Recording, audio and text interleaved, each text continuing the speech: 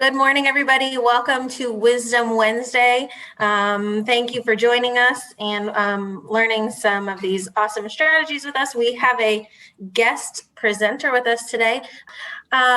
Christina Grigoropoulos from Freedom High School is here to talk with us about using QR codes in the classroom. So Christina, take it away.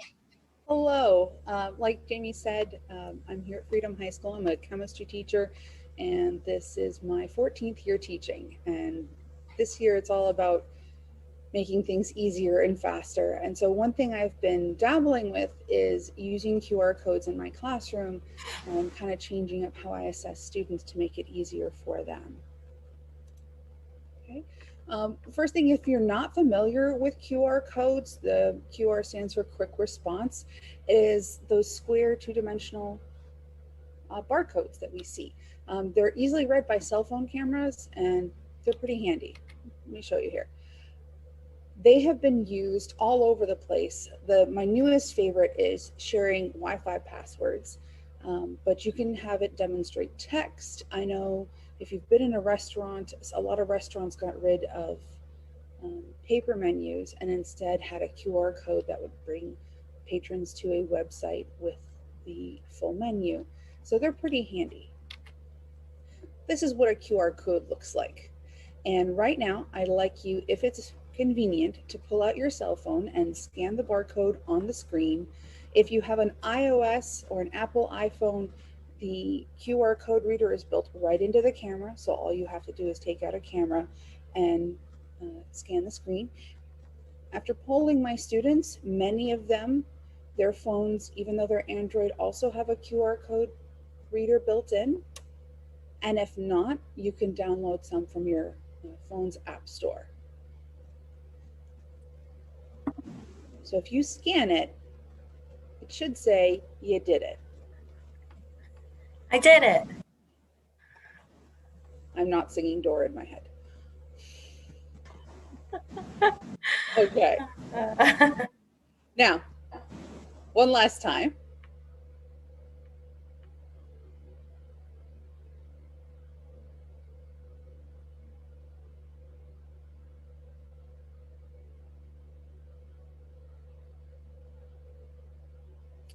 I couldn't help myself from Rickrolling. It was a dare from my coworkers. That's amazing. Just some levity for the morning. Now, if I sing this song the rest of the day, I'm totally blaming you. Exactly. So hijinks aside, this is how I've been using them in my chemistry classroom. I first started it when I was doing the mold chapter in January, and I wanted to give my students practice in calculating the molar mass. In the past, I would have given them a worksheet. In the recent years, I would have given them a worksheet with the numerical answers so they knew if they were doing it correctly, and they had to show me the work that would support that answer. And that worked better because the kids were able to work independently and I was able to circulate and help those who needed. This year, I did this in Publisher, but you can do it in Word or PowerPoint. I just made little cards, and you'll see in the top right corner, the one on the right, there's a lowercase f. So I had a backup plan that in case the QR codes didn't work, I could just print the answer key for them. But what it would be is I printed them on slips of paper, and you can also print them on cardstock and then laminate them for future use, which is what I've done a lot of the time. If you're too lazy to do that, put a piece of clear packing tape over the QR code to keep it from degrading throughout the day. And the kids loved it. I cut them, I separated them, I put them in a stack in just a small bin in my classroom. And they would take one back to their desk, they would do the calculation, they would check to see if they were right, and then they'd go back and get another one. And my technique with that is I tell them they had to do, let's say, 5 or 7, and I told them they could do more than that for extra credit, or they could get credit by helping another student who was confused. So if they got it after 5, and they went over to another student and helped them and initialed their paper, then that would count as work that they had done as well because they were helping another classmate. If you look, the QR codes look very different. And one of the reasons for that is the QR code, the boxes get smaller as you have additional information. So same program. And then I did it again for the mole conversions where students were doing mole to mass, mass to mole. And I also in that one included the difficulty, a level 1 or level 2. So students were able to accrue points. So I told them they had to earn 10 points for the day. And so they could get 1 point for a level 1 problem, 2 points for a level 2 problem, as well as helping other students.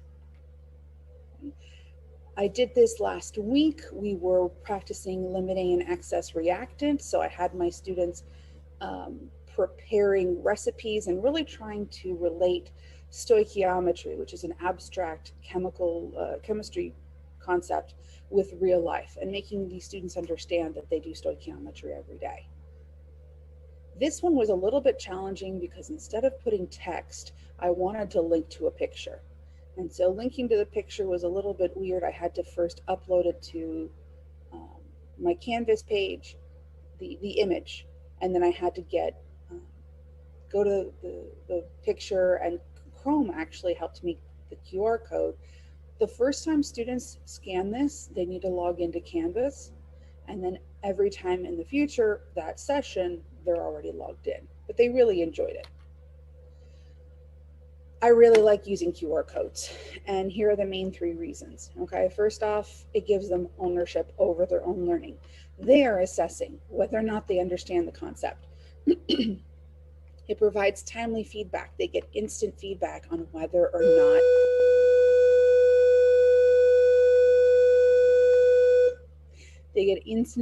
as to whether or not they're understanding the concept. Honestly, it's also cheap. All it cost me was a little bit of paper. Now, if we're talking resources, in most of my courses, students are already bringing a device. If that's not possible for you, I have done it when I took my Chromebook that was issued by the school, and I just had the camera set up there and the students used the camera. The QR codes are so quick that they can just flash the card in front of the camera, see if they're right, and you could do an entire class off of a single device. Students in my class, if it's not working for them or if they don't have signal, they just borrow a friend's. So they're like, hey, can I steal your phone for a second? Or you can have them work in partners. And my favorite part, this is all reusable for next year.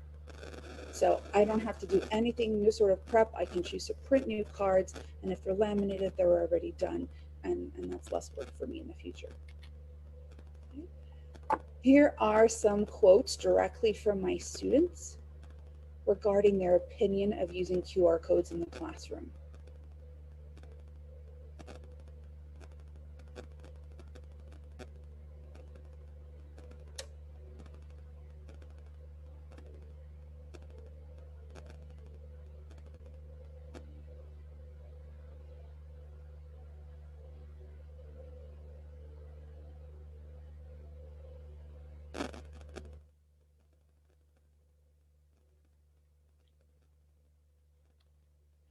Now, making it yourself, if you scan this QR code, it takes you to my favorite website for making QR codes. It's QR Monkey.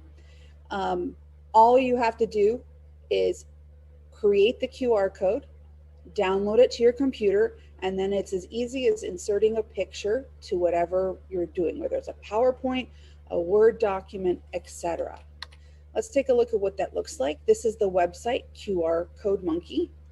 And if you look kind of right here, there's a variety of different QR codes you can make.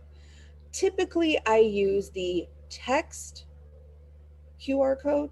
That allows me to put, I don't know, 10 or 15 or less characters. And that's perfect for when I want the students to see a numerical answer, etc. What I've been doing recently is the URL. Let's say I want my students to go to a particular FET. I can copy the link, put it here under URL, and then on my daily agenda PowerPoint slide, I can put a QR code that takes them directly to it. So really streamlines things. Here are my recommendations for using QR codes in the classroom. Please make sure to start small. You don't have to spend hours and hours on an activity. to then find out that there was a simple mistake and then you've wasted all this time. I like to start off with low stake situations for students. So informal quizzes or polls, something that's not, like how I Rickrolled you, I totally Rickrolled my students. Just something fun to introduce them.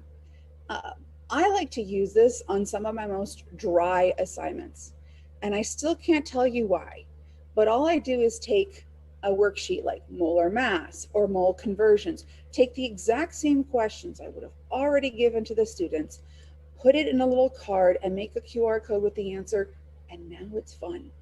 I also really like that the students are getting up and sitting down and getting up, and that really helps make the class pass a lot faster. Quality over quantity is a big role in our classroom. My students understand that I'd like them to do 5 problems purposefully, truly understanding how they're doing the work rather than trying to do 10 or 15. And then lastly, practice. Try not to oversaturate. I mean, we all know that if you use one technique all the time, it does get boring, but you don't have to add very many to make a student really excited to see it. Okay. Thank you very much for attending.